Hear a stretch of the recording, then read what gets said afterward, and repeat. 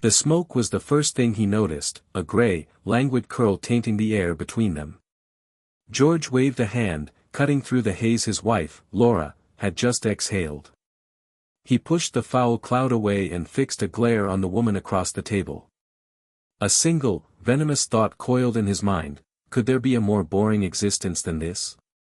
It was unbelievable that he had once loved her. That woman was gone, replaced by this irritable stranger who now seemed to occupy every corner of his shrunken world.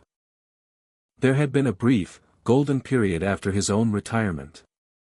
His days were his own, dedicated to the quiet, satisfying pursuit of his passion, collecting rare coins. Life was a peaceful, predictable river. Then Laura retired. The river froze over. Suddenly, she was always there, a constant, grating presence. Her mindless chatter filled the silence he cherished, and the acrid scent of her cigarettes became the perfume of his prison. Their once shared dreams of travel and adventure after their careers were ashes now, just like the tip of her cigarette. She wouldn't even agree to a trip to the mall. And so, a different plan began to form in the dark corners of George's mind, a plan for a permanent escape. Fed up with the endless monotony, he had crafted his solution with cold, meticulous care.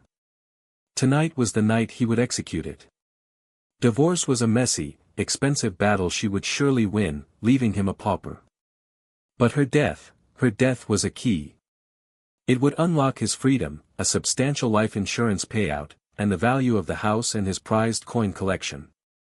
It was more than enough for a new life of sun-drenched luxury, far away from the smoke and the boredom. The night descended with agonizing slowness, but George waited with a predator's patience. He had planned every detail over weeks. His monthly coin club meeting provided the perfect, unshakable alibi. He would leave the house as usual. Later, the world would discover that Laura, in a fit of despair, had committed suicide.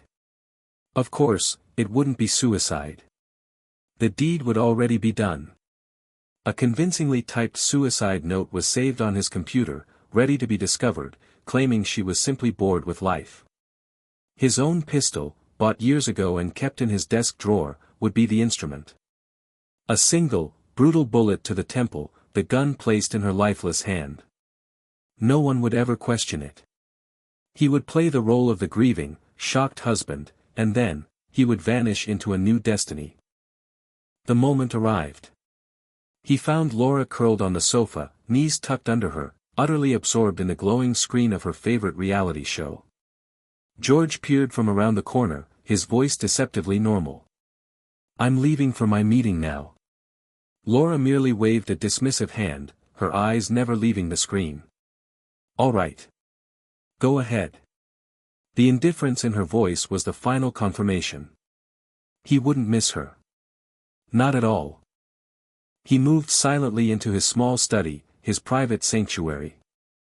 His heart was a steady drum now, focused and cold. He went straight to the desk at the far end and pulled open the bottom drawer. His breath caught in his throat. His blood ran cold. The drawer was empty. The pistol was gone.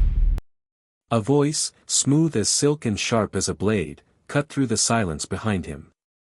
"Is this what you're looking for?"